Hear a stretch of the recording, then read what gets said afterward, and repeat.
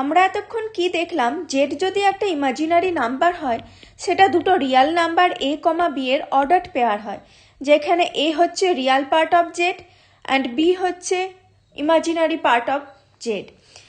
এখন imaginary part of Z যদি zero হয়ে যায়, মানে বি যদি জিরো হয়ে যায়, তাহলে কমপ্লেক্স নাম্বারটা কীরকম দেখতে হবে? কমপ্লেক্স নাম্বারটা এ কমা জিরো এরকম দেখতে হবে। এরকম ইমাজিনারি পার্ট জিরো এরকম দুটো আমরা কমপ্লেক্স নাম্বার নিব। কি কি? সাপোজ এটাকে জেড ওয়ান নিয়ে নিলাম, আর একটা নিব z two is equal to b comma zero. তাহলে এদের যদি অ্যাড করি তাহলে কত পাবো? Z one plus z two করলাম সমান a comma zero plus b comma zero সমান কমপ্লেক্স নাম্বারের অ্যাডিশন থেকে আমরা বলতে পারবো a plus b comma zero. এদের যদি আমরা গুণফল নিই, মানে z one dot z two করি, তাহলে কত পাবো? A comma zero dot b comma zero. তাহলে মাল্টিপ্লিকেশনের ডেফিনেশন থেকে আমরা বলতে পারবো a b minus zero comma zero plus zero means a b comma zero. তাহলে দুটো কমপ্লেক্স নাম্বারের গুণফল কত পেলাম? A b comma zero. এখন the complex number A comma zero is identified with the real number A.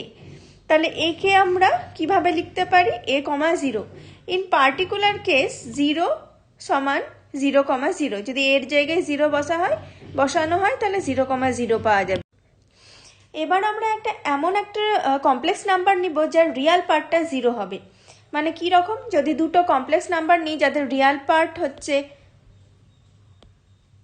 Zero, suppose নিলাম zero comma B one, Z four কত নিব? Zero comma B two. ঠিক আছে? তো এখানে এই নাম্বারগুলোকে ইমাজিনারি নাম্বার বলা হয়ে থাকে। ঠিক আছে? এবার আমরা যদি z three plus z four করি তাহলে কত পাবো? Zero comma B one plus zero comma B two সমান জিরো প্লাস জিরো জিরো হবে আর b one plus b two. তাহলে এটা আমরা যোগ করে একটা ইমাজিনারি নাম্বারই পেলাম। এবার দেখা যাক এদের গুণ করলে কত হচ্ছে।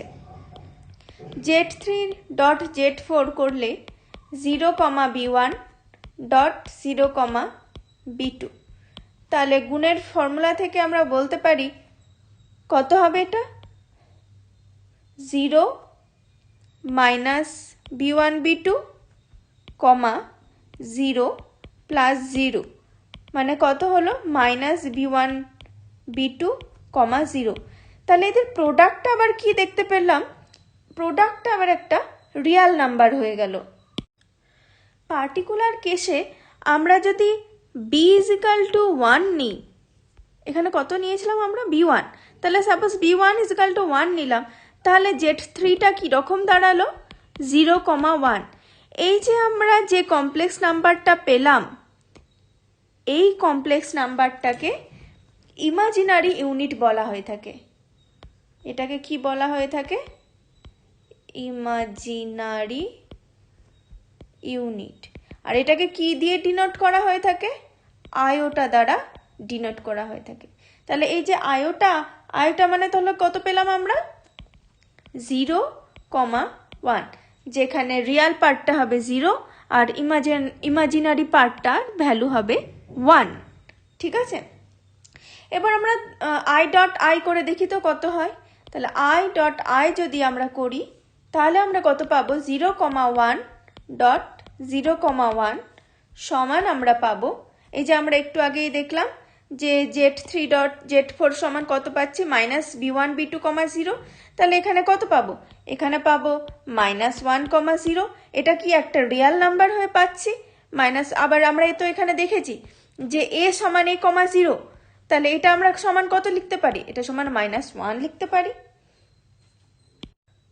আবার আমরা যদি আরবিট্রারি যে কোনো একটা কমপ্লেক্স নাম্বার নিই যার রিয়াল পার্ট জিরো আর ইমাজিনারি যে পার্টটা সেটা বি নিলাম, তাহলে এটাকে আমরা কিভাবে লিখতে পারি?